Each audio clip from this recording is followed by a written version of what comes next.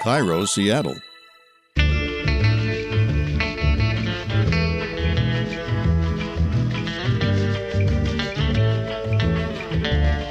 I'm Rachel Bell, and this is Your Last Meal.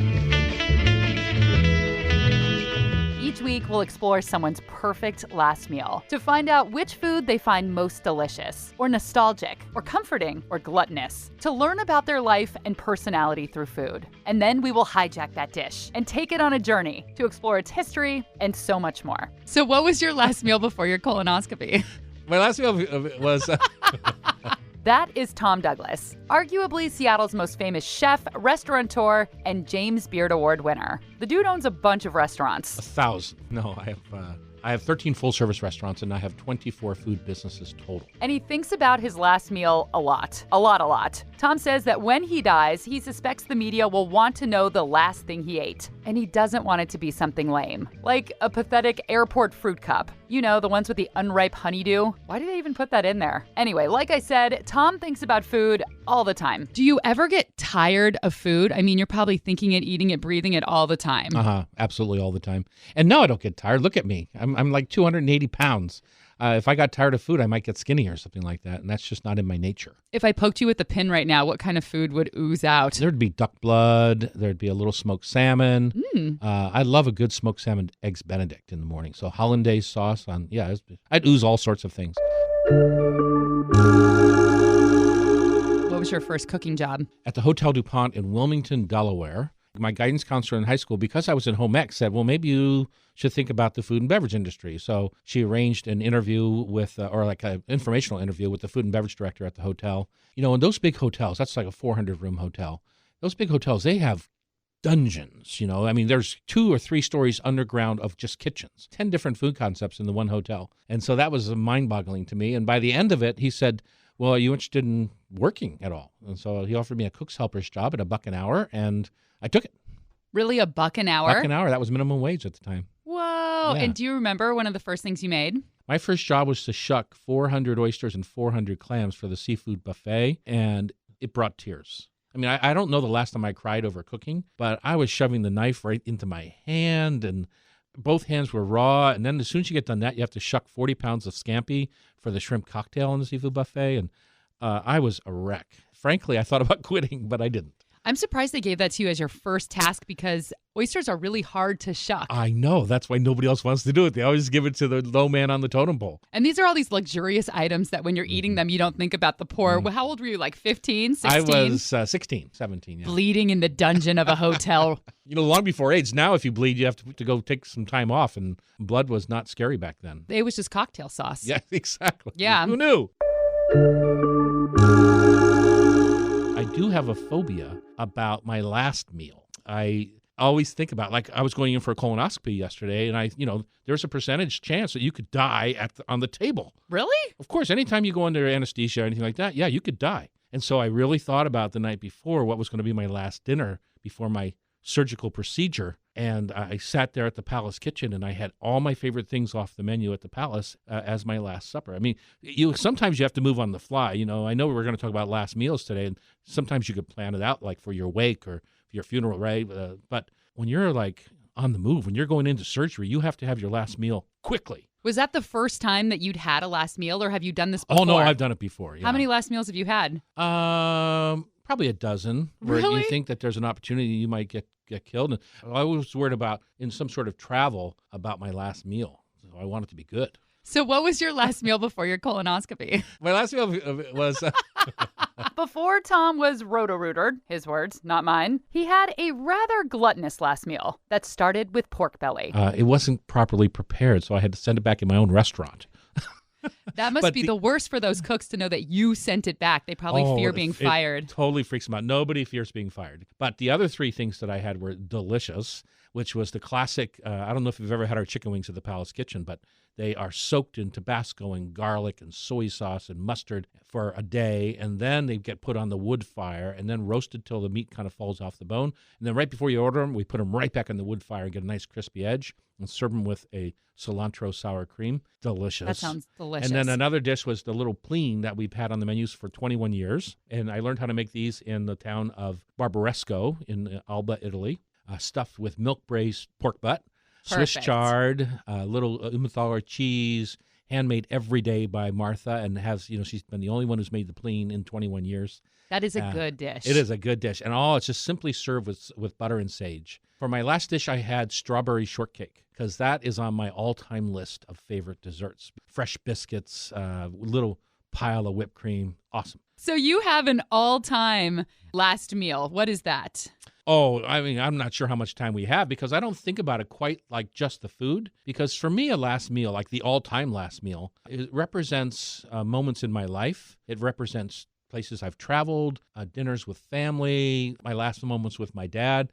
I was never tight with my dad, but I'll never forget at his wake, he really wanted Mogan David for the wine. And he drank Mogan David. He didn't drink, but when he had spaghetti, when my mom made spaghetti, he drank this Mogan David, which, as you know, being a Jew, that it's a bad Concord grape, sweet, like Manischewitz, right? It's terrible. When I sat with him and I asked him, he was dying, and I said, what should we make for your wake? And what do you want, this and that? And so it came out that we wanted spaghetti and meatballs, and he wanted Mogan David. And it was important to him, and I just insisted to my mother that everybody got to have a little taste of Mogan David in honor of my father. So I poured it out for all the kids and for adults, and there must have been 60 or 70 of us there. And we all did a toast to my father, and we all drank it. And I'll never forget looking around the room at the look on people's faces because most of them had never had Manischewitz or Mogan David style wine before. And it's literally like eating melted Welch's grape jelly. It's cough syrup. And people just freaked out.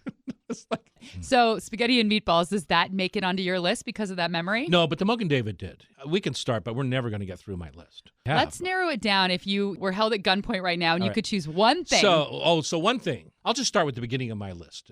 Beautiful head-on spot prawns, or sometimes they're called coon stripes. And I grew up with crab feeds, bushels of crab on the East Coast out of the Chesapeake. And so that scenario where you're sitting around a newspaper-covered table with a bushel of crabs laid out, all full of Old Spice and got hammers and little kids doing it and some hoarders. You mean Old Bay? Old Bay, yeah. I was thinking you said Old Spice. Yeah, Old Bay. So you put cologne on the spot prawns exactly. first.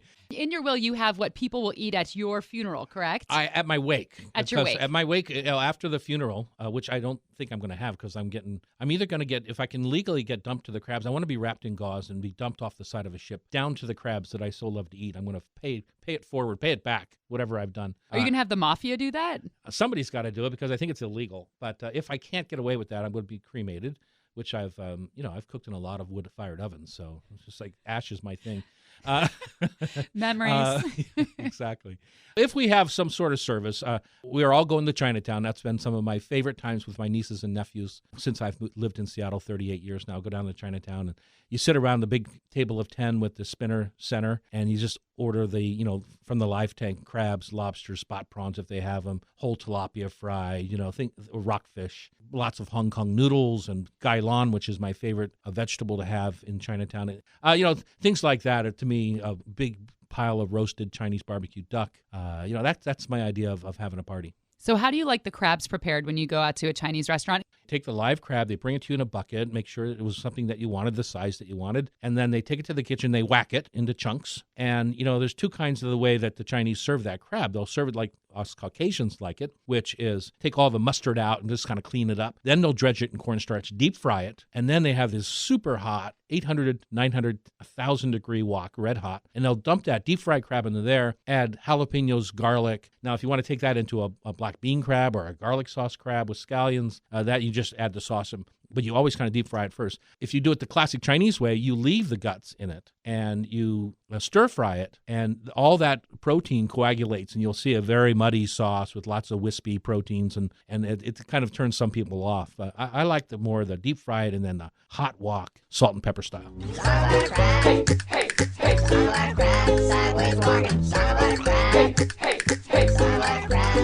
Now, I know it's only episode 1 and the show is about last meals, but we're going to focus on Tom's wake menu, Chinese restaurant crab, fresh from the tank. The meal he has chosen for his family and friends to eat. Because who else has crab in their will?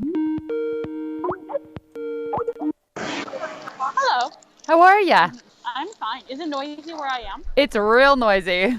I Skyped with Jennifer Lee, author of one of my favorite books, The Fortune Cookie Chronicles. Jennifer traveled around the world to understand the origins of Chinese food in America, and she unlocked some of life's greatest mysteries, such as why are characters on TV shows always eating out of Chinese takeout containers? In real life, people do not eat out of those containers. In movies and television shows, they disproportionately do. And one of the reasons is because of this idea of continuity in TV. Like, if you're going to do a shot over and over again, if you've eaten pizza, you have to replace the pizza every single time. But when it's a white takeout box, you can't tell what was in it. So you can shoot it over and over again without being disruptive. It's because of this like little trick in filming in Hollywood that people assume that we're always eating out of takeout boxes. Today, Jennifer is not traveling around the world. She is at home in New York. I'm in Dumbo. You're in where? Brooklyn. Oh, Dumbo. In Brooklyn. I thought you said gumbo. All right, let's talk about crab. Chinese people believe that the fresher something is, like the fact that it was alive at one point, like maybe when you walked into a restaurant, makes it more yummy, where I think Americans don't have that sense as much. And actually, Americans in general don't like to be reminded that the food they ate ever lived or walked or swam or flew. She says Chinese people want to be involved with their food. They want to choose their own live crab, and they want to rip it into pieces. So Chinese people really like to work for their food. Like there's some kind of thing with like crabs and like snails and like digging and breaking and cracking. And like it's somehow like about the journey and the effort it takes in order for you to enjoy, whereas Americans are like not like that. So I think it's really interesting with seafood. Part of it is the mere fact you have to struggle to get that little tidbit of crab that makes it, I think, much more valuable. Whereas like crab cakes would like not be interesting to like Chinese people. But I wanted to know specifically about the crab dish that Tom Douglas loves so much. The deep fried whole crab that's been smothered in garlic and chilies or black bean sauce. And lucky for us, Taylor Huang has answers. Taylor owns the Pho Cyclo Cafes in Seattle, and she's the executive director of the nonprofit Ethnic Business Coalition, which aims to support minority businesses, many of them Chinese restaurants. Taylor says the crab Tom once served at his wake originated in Hong Kong. They had a very, very famous dish there. It's called the Typhoon Shelter crab. Typhoon Shelter is a collection of all of the saipan boats that lived in and around the causeway of Hong Kong, and that was where they would take cover from the typhoons. And so it was a whole village of boat people that lived there, and they had their own tradition. They have their own wedding ceremonies, their own language. Most of them live off of the water. They were fishermen. At night, these boats would band together and have dinner on these boats. And so that was where the crab that we now know of today in the Chinese restaurant came from. It's called the Typhoon Shelter crab.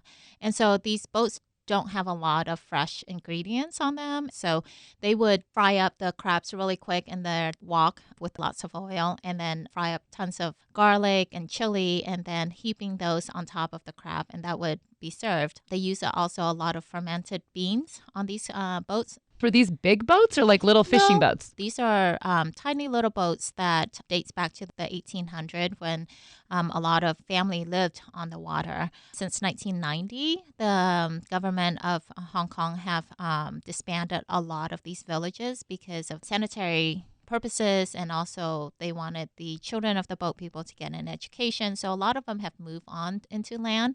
People have taken a lot of the food from the boat and transferred it inland, and then from there onwards onto other culture and country. So Tom's favorite crab dish eventually landed in America. None of us know exactly when, but Chinese people started immigrating to the U.S. in the mid-1800s to help build the railroad and to work in factories. But Americans didn't eat Chinese food, right? They thought these strangers ate rats, they ate cats, and dogs. So very early on, actually, you see a lot of American media cover like the strange eating habits of these people who eat rice with sticks and are like very suspicious. Around the 1920s, Americans were suspicious of more than just the food Chinese people were eating. They were angry that these immigrants were taking their jobs. And so there was a big riot all over the U.S. And so part of the government's response to that was to pass immigration laws, banning a lot of Chinese citizens and also laborers from immigrating to the U.S. But there was a loophole in that immigration law that says that if you have a merchant license, they allow restaurants to be part of that merchant visa. And so a lot of these folks would band together to create these big chop suey houses in order to immigrate to the U.S. So between 1910 to about 1930, you saw a huge influx of Chinese restaurants being opened up because that was the only loophole that they can bring people and their family from China to the U.S. So they're like, you better learn how to cook because Exactly. we have to open a restaurant. That's all we can do here. Exactly. But when all of these Chinese restaurants opened, Americans didn't want to eat the chicken feet or the pork blood with sticky rice that they ate at home. So the cooks adjusted to American tastes. Basically, they fried everything and then smothered it in sticky sweet sauces. General Tso's chicken is the most popular Chinese American dish. I mean, I think we calculated out that by itself, at least $1 billion of General Tso's chicken is served in the United States every year. What is there not to like? It's basically sweet, fried, and chicken, all things that Americans love. And so the key thing, though, is that there is really not General Tso's chicken in China. When Tom Douglas was 17 years old, he painstakingly shucked hundreds of oysters and clams until his hands bled. But out in the hotel's luxe dining room, unknowing diners sat around tables topped with fine linens, sipping wine and slurping down oysters faster than Tom could shuck them. And none of the diners probably gave a single thought to where those oysters came from. Well, the same is probably true with crab. I myself have actually never thought about how a crab made its way onto my plate. I'm too busy wearing the bib, cracking the crab, picking out its sweet meat, and dipping it into butter.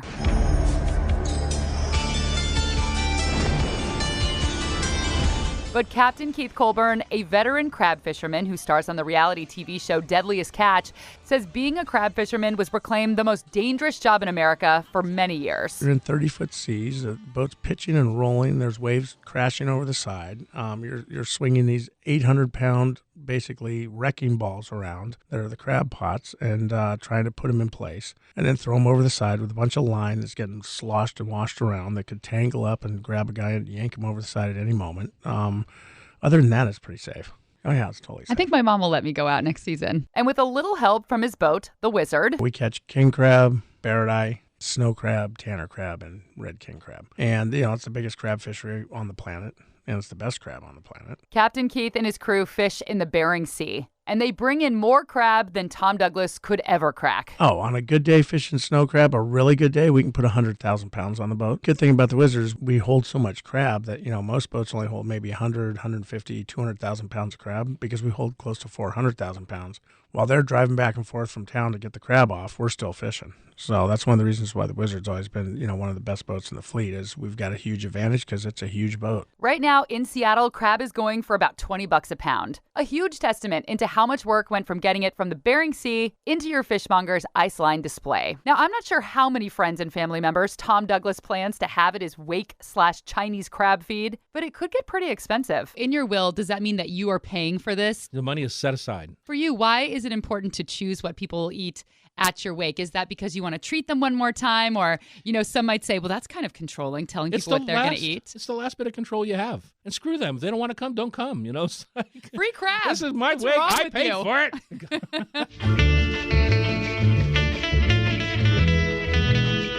And that, my friends, is Seattle chef Tom Douglas's last meal. Tom is a James Beard Award-winning restaurateur with many, many restaurants, including the Palace Kitchen and Dahlia Lounge. We also heard from author Jennifer Eight Lee, Seattle restaurateur Taylor Huang, and Deadliest Catch crab fisherman Captain Keith. Original music by Prom Queen. And as you may have noticed, this is a brand new podcast, so I'd be so grateful if you went to iTunes and left us a review. I'm Rachel Bell, and until next time, this is Your Last Meal.